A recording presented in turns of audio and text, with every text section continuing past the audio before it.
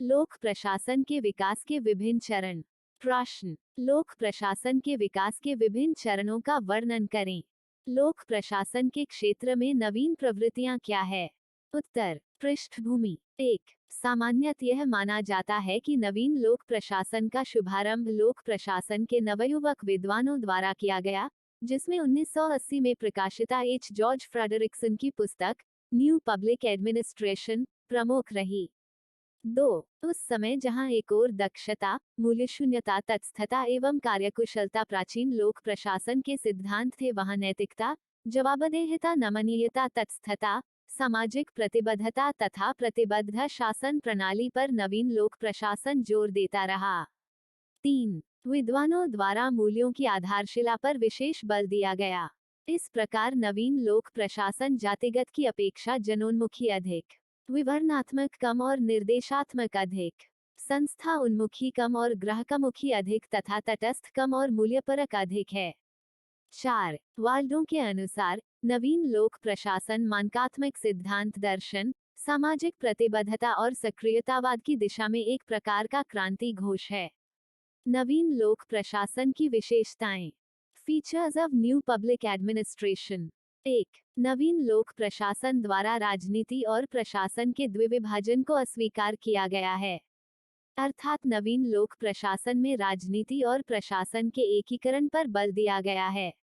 2. नवीन लोक प्रशासन सकारात्मक एवं आदर्शात्मक होता है और यह प्रत्यक्ष रूप से जनता के प्रति उत्तरदायी होता है।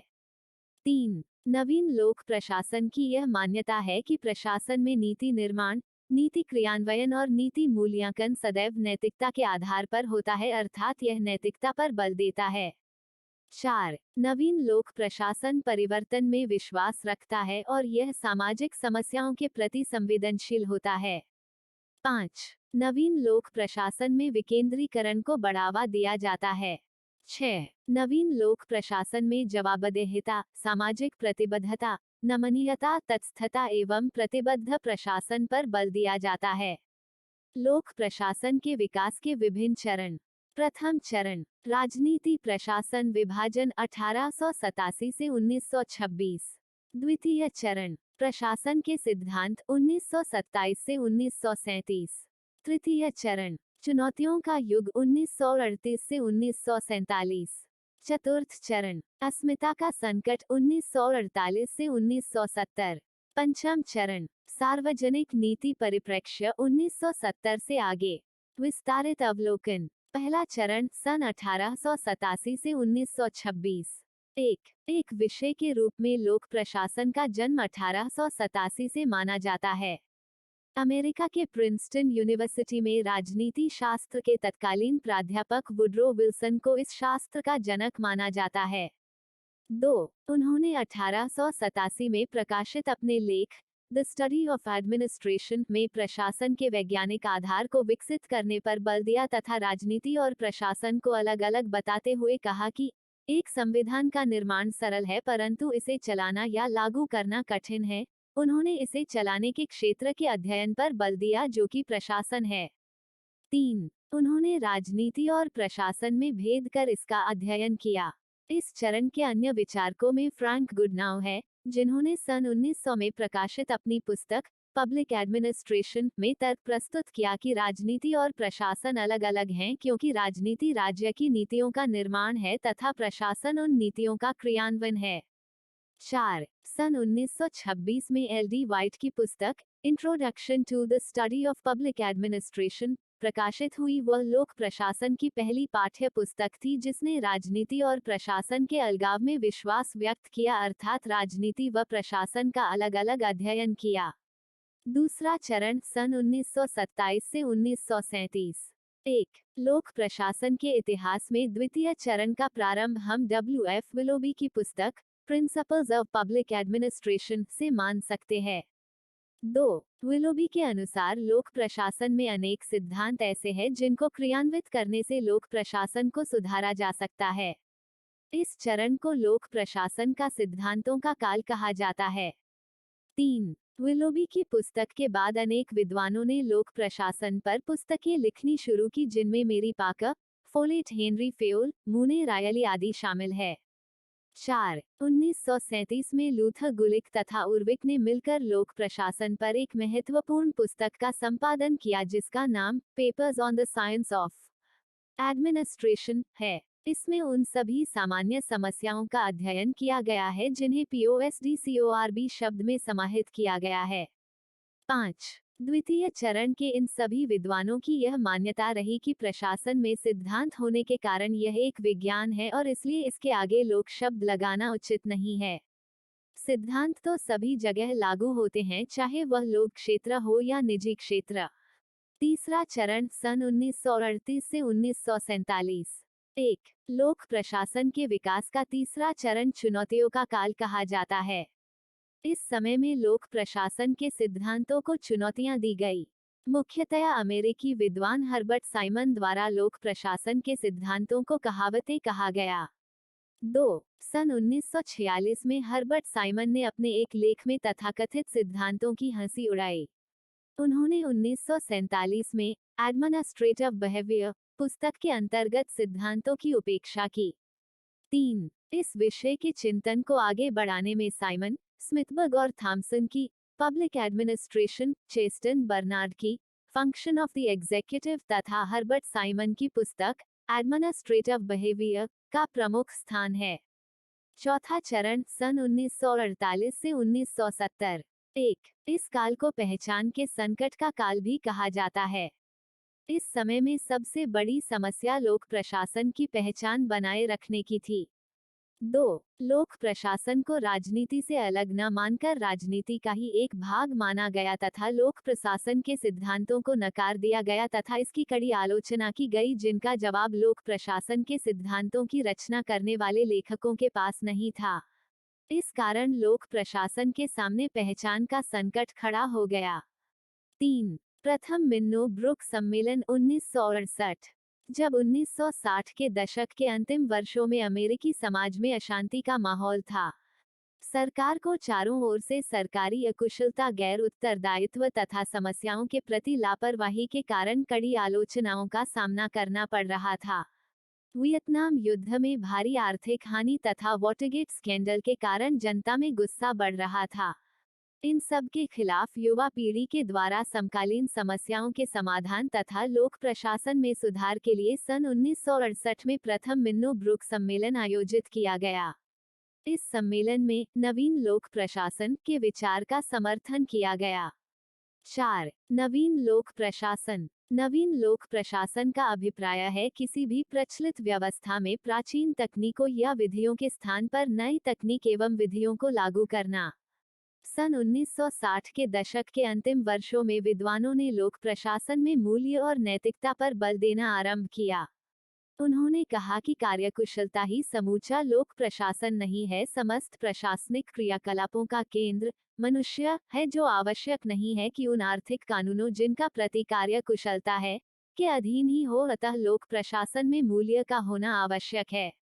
इस प्रवृत्ति को नवीन लोक प्रशासन का नाम दिया गया। जहां परंपरागत प्रशासन नकारात्मक था, वहीं नवीन लोक प्रशासन सकारात्मक, लोकहितकारी तथा आदर्शात्मक है। नवीन लोक प्रशासन विकेंद्रीकरण की धारणा में विश्वास करता है। परंपरागत लोक प्रशासन मूल्य शून्यता, दक्षता और तटस्थता में विश्वास करता है, जबकि नवीन लोक प्रशासन नैतिकता, सामाजिक उपयोगिता और प्रतिबद्धता में विश्वास करता है। पांचवा चरण सन 1971 से 1990। 1. सन 1971 के बाद लोक प्रशासन के अध्ययन में अभूतपूर्व उन्नति हुई। राजनीति शास्त्र के अलावा अर्थशास्त्र, मनोविज्ञान, समाजशास्त्र आदि के विद्वानों ने भी इसमें रुचि लेना प्रारंभ किया। फलस्वरूप लोक प्रशासन अंतर्विषय इंटरडिसिप्लिनरी बन गया। इस समय में लोक प्रशासन की अन्य विषयों से तुलना कर विश्लेषण निकाला जाने लगा। 2. दूसरा मिन्नो ब्रुक सम्मेलन सन 1988 तथा नवीन लोक प्रबंधन की शुरुआत हुई। दूसरे मिन्नो ब्रुक सम्मेलन को लोक प्रशासन के विकास का एक महत्वपूर्ण पड़ाव माना जाता है। इस सम्मेलन के परिणाम स्वरूप नवीन लोक प्रबंधन का जन्म हुआ। नवीन लोक प्रबंधन के जन्म का कारण अर्थव्यवस्था का ग्लोबलाइजेशन, बाजार शक्तियों का संवर्धन तथा हस्तक्षेप पर जोर व प्रतियोगी व्यवस्था पर जोर को माना जाता है। इस मिन्नो ब्रुक सम्मेलन में नौकरशाही व्यवस्था की कड़ी आलोचना की गई तथा उदारीकरण, निजीकरण और वैश्वीकरण का समर्थन किया गया। जेन एरिक लेन के अनुसार, निजी उद्यमों में प्रयुक्त होने वाली प्रबंधकीय तकनीकों को सार्वजनिक क्षेत्र में लागू करना नवीन लोक प्रबंधन है। नवीन लोक प्रबंधन के अंतर्गत निम्न बातों पर जोर दिया गया। 1. लागत व्यय को कम करके लोक प्रशासन को मितव्ययी बनाना। 2. नीति के स्थान पर प्रबंधन व कार्य कुशलता पर ध्यान केंद्रित करना। 3. नौकरशाही की नियंत्रण शक्ति को कम करना। 4. प्रबंधन की ऐसी व्यवस्था जिसमें उत्पादन लक्ष्यों, आर्थिक प्रोत्साहन और प्रबंधन संबंधी स्वायत्ता पाई जाती हो। साथ ही शासन सरकार के विकेंद्रीकरण में विश्वास। छठा चरण सन 1991 से अब तक।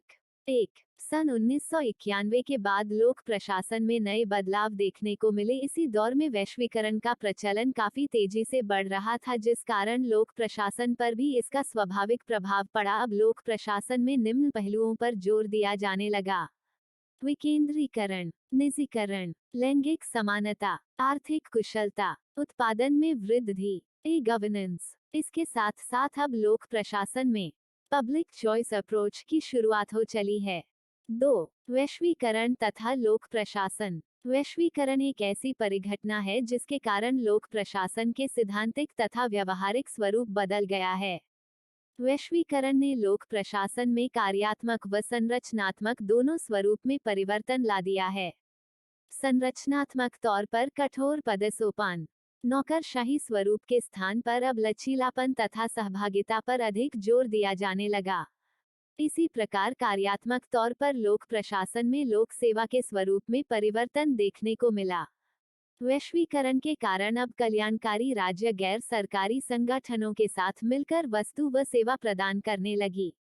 इस प्रकार वैश्वीकरण के दौर में लोक प्रशासन को निजीकरण के सहायता से अधिक समर्थ व सुगम बनाने का प्रयास किया गया।